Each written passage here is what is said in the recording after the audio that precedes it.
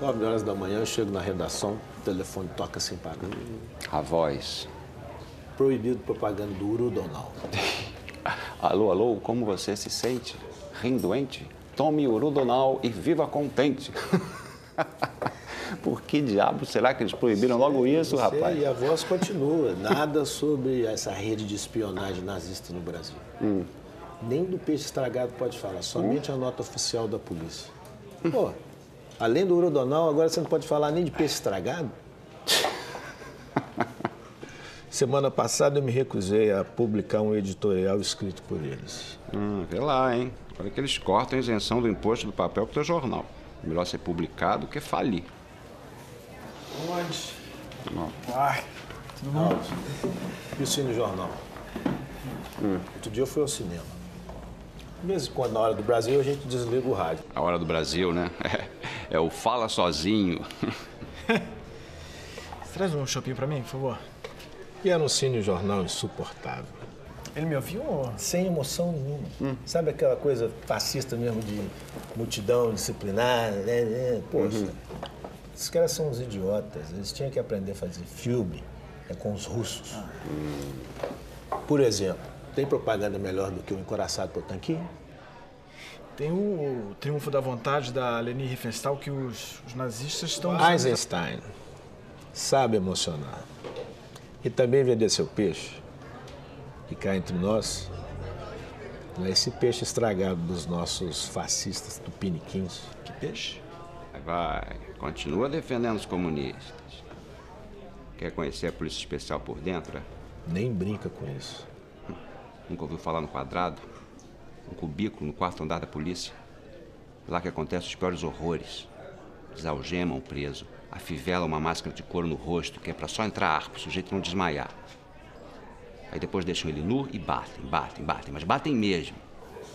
Sem falar nas outras piores atrocidades, né? Que fazem, pavorosas. Pulverizam um alicate, maçarico, até adelfes.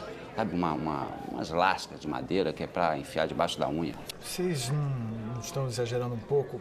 Porque a polícia não pode agir assim. Tem um colega meu de redação que ele tem essa... Ô Alves, você é muito jovem. Você não sabe do que esses homens são capazes. É, mas... Bom, não sei, eu acho...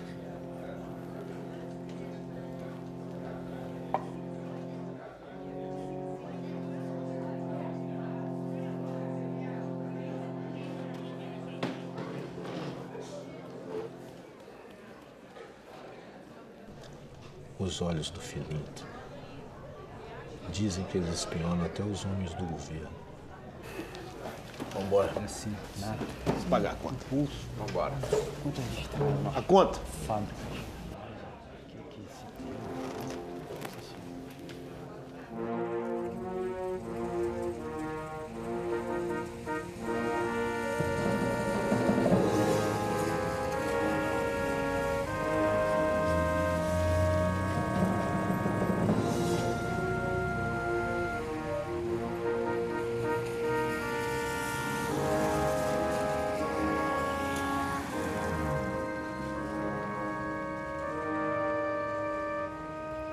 A expressão novo sempre procura marcar uma certa ruptura com um passado que, nesse momento, é construído como alguma coisa que não deu muito certo e apontar para um futuro que seria melhor, um futuro que seria mais moderno. A ideia do Estado Novo era justamente essa. E nesse Estado Novo, um grande líder seria o maior responsável por todas essas transformações, por toda esta modernização pela qual o Brasil passaria e que o faria se integrar no rol das nações mais adiantadas do mundo.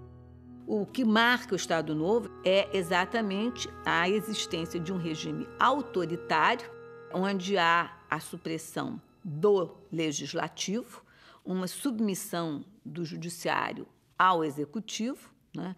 E um executivo extremamente forte, né? Concentrado nas mãos de Vargas, que tem nos estados, né, os seus representantes escolhidos, os interventores. Efetivamente, a repressão durante o Estado Novo foi muito dura, né?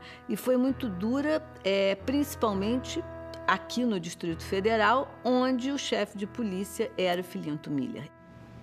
O imposto do papel? Olha, vamos fazer o seguinte, eu vejo o que posso fazer, vocês param de criticar o governo e ainda publicam o nosso editorial, tá bom assim? Isso. Claro, isso. Grande abraço. Alves, como vai? Seu Fernandes. O Fontes teve que fazer uma viagem, mas me deixou a par de tudo, viu?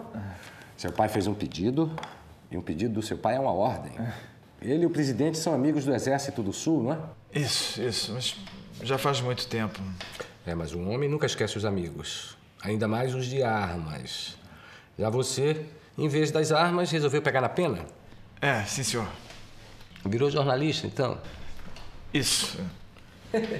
E bom, eu fico feliz de ter nos procurado, viu? Porque precisamos de gente jovem como você aqui no departamento, novas ideias e identificado com os nossos ideais, evidentemente. Obrigado, senhor Fernandes. Bom, hoje é dia da nossa reunião semanal. Eu acho uma ocasião excelente para você conhecer o nosso trabalho e ver qual departamento mais te agrada. Vamos lá? Vamos.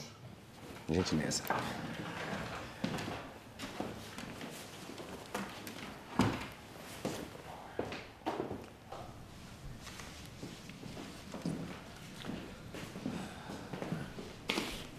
Bom dia, senhores. Bom dia. Esse é o Alves, filho de um grande amigo do nosso presidente e nosso mais novo colega. Hoje é o primeiro dia de trabalho dele aqui no DIP, tá bom? Tentem causar boa impressão. À vontade, por gentileza. Um ponto importante a destacar, eu acho, nesse período do Estado Novo, de um lado, a existência de um regime autoritário, né, onde as liberdades individuais, as liberdades de imprensa, a liberdade intelectual são suprimidas, mas também como um período de grande crescimento econômico, né, de expansão econômica, de desenvolvimento industrial, de criação de novas empresas estatais. É um momento em que muitos órgãos são criados. É o período de criação da Universidade do Brasil, é o período de criação do Serviço de Patrimônio Histórico Artístico Nacional, né? É o período de criação também do DIP, né? Que será o Departamento de Imprensa e Propaganda, que terá como tarefa, efetivamente, exercer a censura, né, e de controlar aquelas vozes que pudessem veicular ideias de oposição ao regime, mas também é preciso destacar que o DIP teve um papel fundamental não apenas como censor e repressor, mas também como uma agência de propaganda de ideias para a construção de uma identidade nacional nova.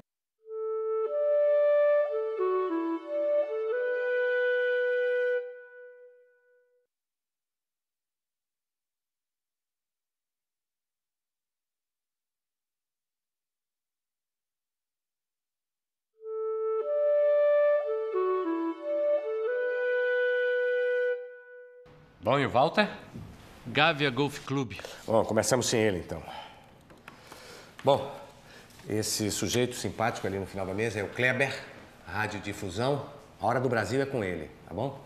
Olha só, Kleber, eu mexi na mensagem do presidente pro próximo programa e acrescentei uma coisinha no final. É algo do Francisco Campos. Dá uma conferida aí. O Brasil estava cansado. O Brasil não acreditava. O Brasil pedia ordem, mas agravava-se a desordem. Com 10 de novembro de 37, temos um novo país. Hoje temos um chefe, um povo, uma nação. O Estado Novo não é uma controvérsia nas nuvens, mas sim uma realidade na terra. Bom, Francisco, aqui ao seu lado, é da publicidade. Foram eles que mudaram o nome do 1º de maio. O Dia do Trabalhador era um dia de manifestação, de greve, sabe? Aí quando passamos a chamá-lo de Dia do Trabalho, fizemos dele um dia de festa, de celebração nacional. É incrível a diferença que uma palavrinha pode fazer, não é? Ai. Bom, Chico, e os folhetos? Nós já estamos distribuindo essas cartilhas nas escolas. A ideia é passar a diretriz do governo num texto simples para as crianças. Certo. Muito bom. Olha aqui. Aprendendo no lar e nas escolas o culto da pátria, trareis para a vida prática todas as possibilidades de êxito. Getúlio Vargas. Excelente. Muito bom. Muito bom. Nesse contexto já da Segunda Guerra Mundial, as políticas de propaganda são fundamentais. No caso do DIP, elas são muito amplas. Elas se relacionam, por exemplo, à rádio, a cinema, a promoção de eventos, a financiamentos também de publicações. Enfim, o DIP tem uma gama muito grande de ações. Mesmo que durante a ditadura, mais tarde, dos militares, tenha se tentado, de alguma forma, manter uma política de censura, de controle, sem dúvida alguma, nada parecido com o DIP. O DIP, de alguma forma, produziu censura, claro, né? Produziu controle de informação, que é óbvio, mas produziu também algumas coisas que a gente não pode simplesmente amaldiçoar. Quando a gente fala na construção do mito de Vargas, da presença de Vargas, muitas vezes você tem uma noção um pouco simplificada, que o DIP saía fazendo uma propaganda, olha como Vargas é maravilhoso, quantas realizações o governo Vargas fez. Sim, podia até haver isso, mas havia algo muito mais sofisticado intelectualmente e que perpassava por aspectos da cultura, do ensino da história e que juntava, articulava a ação de Vargas com um passado nacional, onde determinados heróis, determinados personagens, determinados eventos eram relidos, retrabalhados nesse novo quadro político. E na imprensa, Eudes? Temos novas orientações. Não notificar a passagem das autoridades norte-americanas pelo Brasil. Nada sobre o acordo financeiro firmado entre o Brasil e os Estados Unidos. E sobre o peixe deteriorado, completamente nada. Ok. Olha, eu conversei com o diretor da Gazeta. Ele se comprometeu em publicar o nosso editorial. Agora eu quero que você acompanhe isso de perto, tá bom? Se ele publicar, a gente libera o imposto do papel. Bom assim? Bom, pelo visto, o Walter não vai comparecer.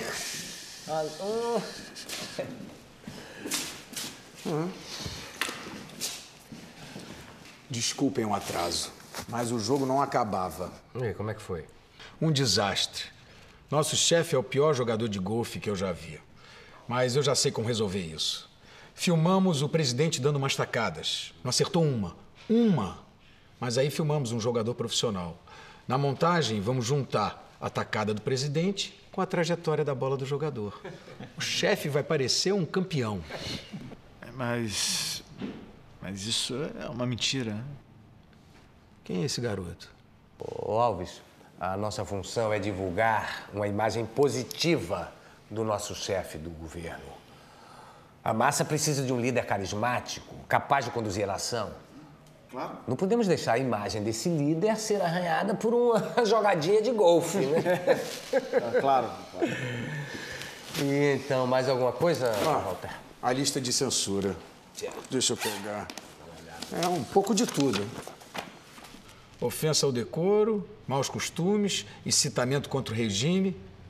Mas o pior é esse fascínio de cineasta brasileiro por sujeira, pobreza e criança remelenta. Nossa, sempre, né? O que é isso? Mais alguma coisa? Isso é tudo? Não. Tem o cinejornal, do 1º de maio. Tá pronto. É mesmo? Podemos ver, então? Sim.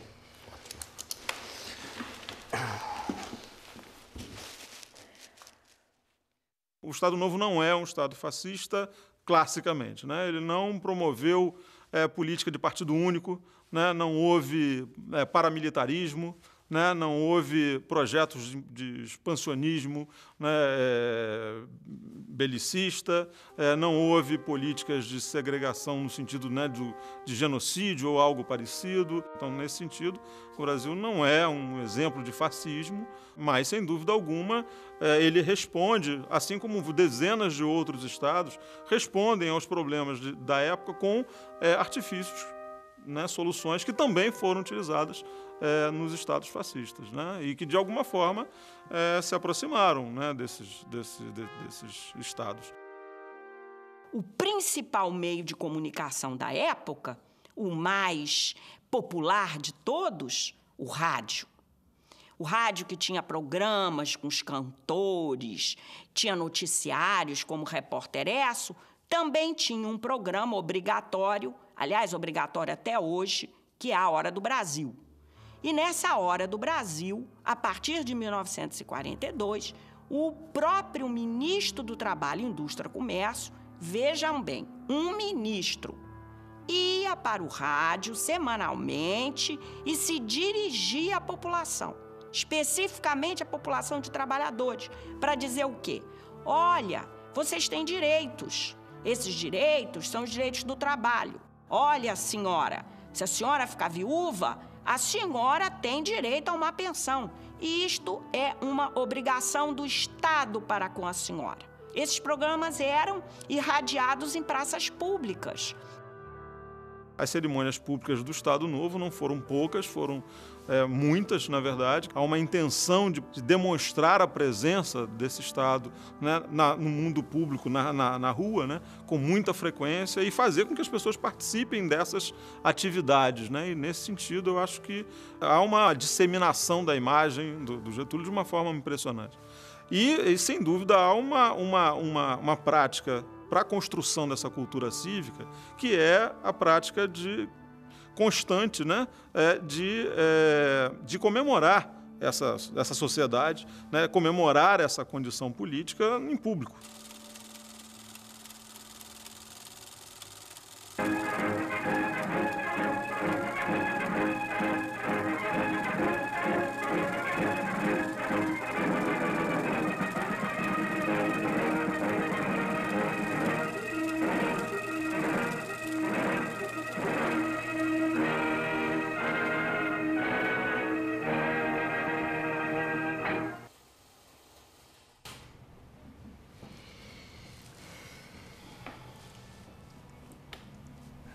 Nós tivemos muitos problemas.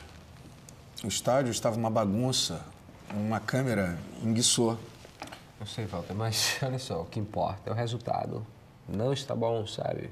Falta emoção. Na verdade, não empolga. Olha aí.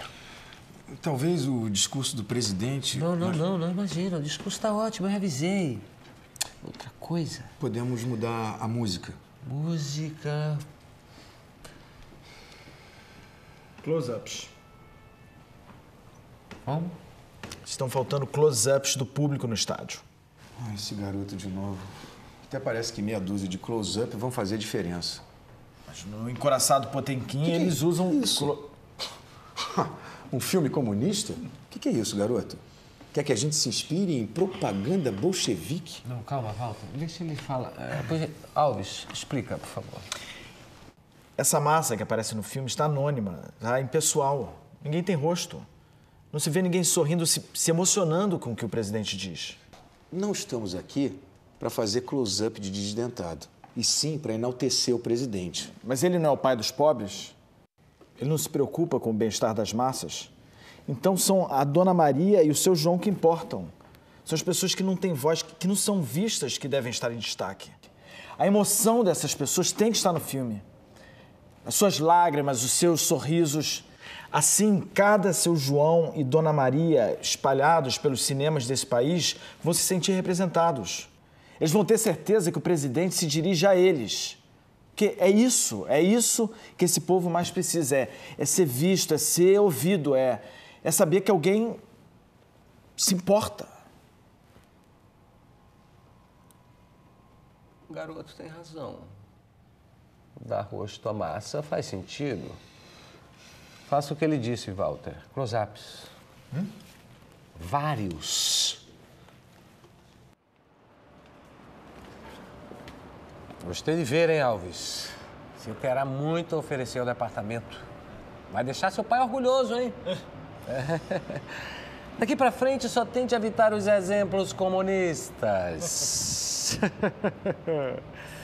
Bom, tem que preparar um discurso para o presidente. Sufrágio universal. Essa pode ser sua primeira tarefa, hein? Sufrágio universal? É. Queremos mostrar como é um erro permitir que a massa decida as eleições, sabe? O homem das ruas não pode discutir os assuntos de uma eleição, né? Economia, administração, enfim. É tudo muito complicado para o povo. Mas com educação, você não acha que o Estado... Não, com educação não é suficiente, não, sabe? A massa é manipulável, ingênua, volúvel. Ela escolhe com a emoção, não com a razão, compreende? Aquele seu discurso ainda há pouco, lá na reunião, sobre dar atenção a seu João e a Dona Maria, pode ser lindo. Mas sabemos que na prática não é bem assim, não. Não podemos deixar as questões mais graves da nação na mão dessa gente, né? Claro. Essas questões, evidentemente, têm que estar nas nossas mãos. Senão os comunistas, ó, estão aí. Mas a democracia, ela... Não. Desculpa, mas a democracia está falida, sabe, Alves? É um regime inoperante, nada acontece em nenhum parlamento no mundo. Na democracia muito se discute e pouco se decide, sabe? E a política vive de decisões. O Estado totalitário é uma necessidade. Verdade. A democracia liberal é página virada, Alves. Morta e enterrada. Então, gostou do que viu aqui no DIP? Muito interessante. Muito interessante. Com licença.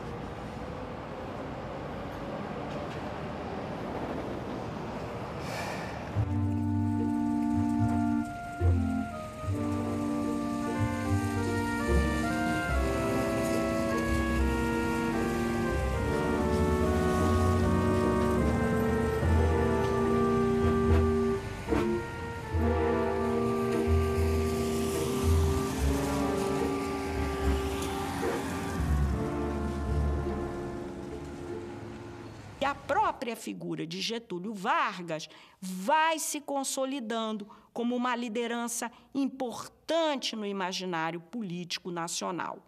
Tanto que, ao fim do Estado Novo, os trabalhadores temiam que a saída de Getúlio Vargas do poder pudesse implicar em perdas em relação àqueles direitos trabalhistas que haviam adquirido.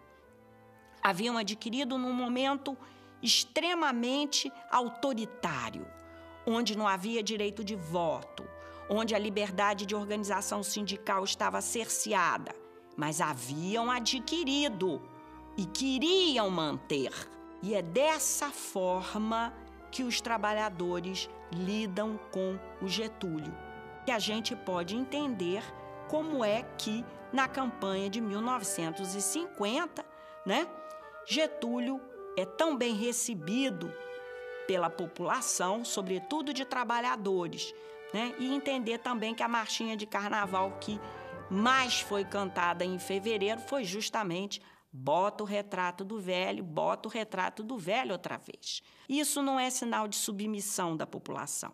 Isso é sinal de ação política da população, de estratégia no sentido de garantir direitos e, com as leis que os garantiam, expandir direitos.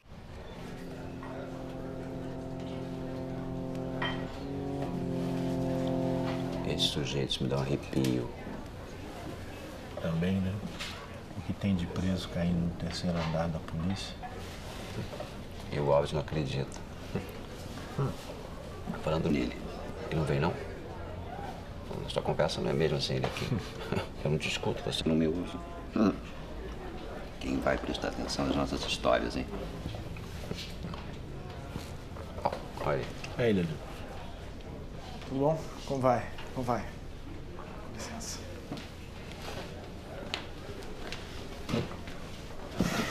rapaz, Então. achei que você tinha bandeado pro lado de lá, hein? Nem brinca. A gente não sabe a reunião que eu acabei de presenciar. Ah, é? Conta. Ele ali, o rapaz que eu te falei. Mas o pai dele não é amigo do presidente. Pai é o pai. O moleque é comunista.